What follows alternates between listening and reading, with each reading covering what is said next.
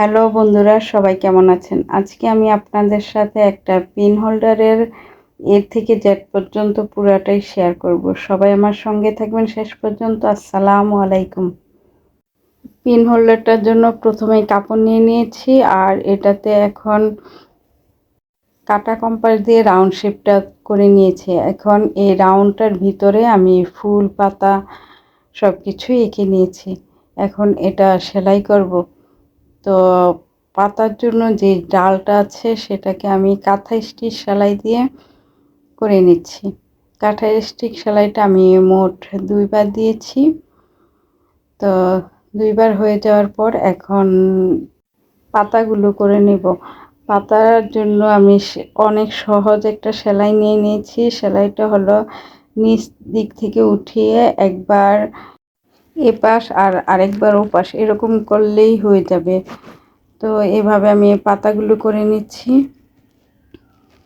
আপনারা অবশ্যই দেখতে পাচ্ছেন যে সেলাইটা অনেক সহজ। তো এভাবে আমি এখানকার সবগুলো পাতাই করে নিব।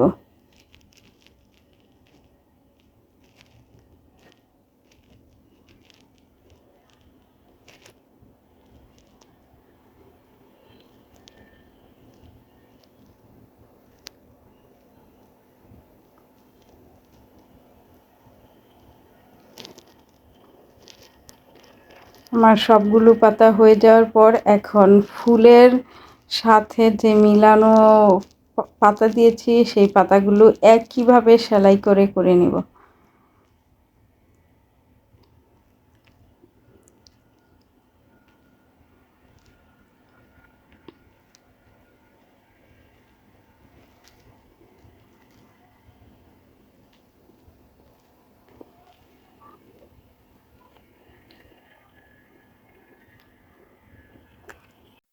সবগুলো পাতা করা হয়ে গেছে। এখন এগুলোতে শিরা ও উপশিরা দিয়ে নিব। গাছের এই শিরাগুলো দেওয়ার জন্য আমি যেহেতু এখানে গাঢ় সবুজ কালার দিয়ে পাতাগুলো করেছি, এখন একটু জলপাই কালার টাইপের এই সুতাটা দিয়ে এইগুলো করে নিচ্ছি।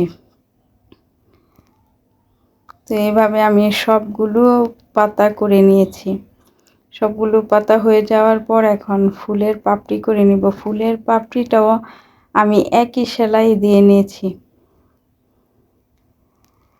আজকের এই সেলাইটা একেবারেই সহজ। পুরাটা পাতা ফুল টুল যা আছে সবগুলো আমি একই রকম সেলাই দিয়ে করে নিয়েছি। তো এভাবে একটা পাপড়ি হয়ে যাওয়ার পর সবগুলো পাপড়ি একই নিয়মে করে নিব। আর এই রেণুর জন্য একটু এই যে একটা এই সেলাইটাকে আমরা অনেক সময় গিট্টু সেলাই বলে থাকি। এইটা আমার মনে হয় ফুলের রেণুর জন্য খুবই পারফেক্ট। সেজন্য এই সেলাইটাই দিয়ে নিলাম। তো ফুল তৈরি হয়ে গেছে। এখন ফুলের যে কলিটা এঁকেছি সেটাও একইভাবে আমি সেলাই করে নিচ্ছি। সবগুলো একই সেলাই হলে বুঝতে সুবিধা হয়, এজন্য আমি সবগুলো সেলাই একই রকম করে নিয়েছি।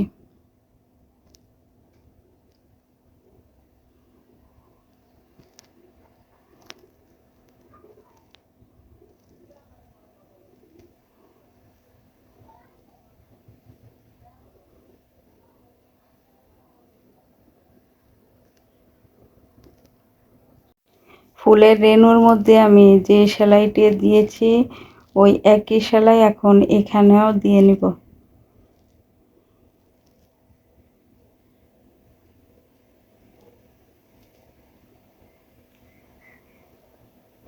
আমার সেলাই করা একেবারেই শেষ। এখন এটাকে সুন্দর করে রাউন্ড করে কেটে নিলাম। আমি মোট 3টা কাপড় কেটেছি। এক পাশে 2টা কাপড় লাগাবো যাতে দেখতে ভালো লাগে, আর আরেক পাশে আরেকটা কাপড় লাগাবো। এখন এই 2টা কাপড় একসাথে নিয়ে লেসটা লাগাচ্ছি, আর 2টা কাপড় লাগাবো যেই পাশে আমি কাজ করেছি হাতে ওই পাশে যাতে ভিতরের দিক থেকে ওই কালারটা একটু সুন্দর দেখা যায়। এর জন্য আর কি আমি দুই পল্লা নিয়ে নিয়েছি। এখন এটাকে রাউন্ড করে লেজ লাগিয়ে নিচ্ছি। লেজ লাগানো হয়ে গেছে।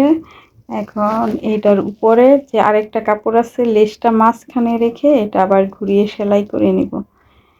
এটা সেলাই করার সময় পুরাটা আমি বন্ধ করে দিব না, একটুখানি জায়গা ফাঁকা রাখবো যাতে এটা সহজে উল্টানো যায়। আর ওই একই জায়গা দিয়ে যাতে ভিতরের তুলা ঢুকানো যায়। এই তো আমার এটা কমপ্লিট। এখন এটার ভিতরে তুলা নিব। আমার কাছে বাসায় কোনো এক্সট্রা তুলা ছিল না, ব্যান্ডেজের যে তুলা ছিল বাসায় আমি ওটাই এখানে কাজে লাগিয়ে দিয়েছি। এখন মুখটা বন্ধ করে দিব। আমার এটা একেবারেই কমপ্লিট। আজ এই পর্যন্তই। সবাই ভালো থাকবেন। আল্লাহ হাফেজ।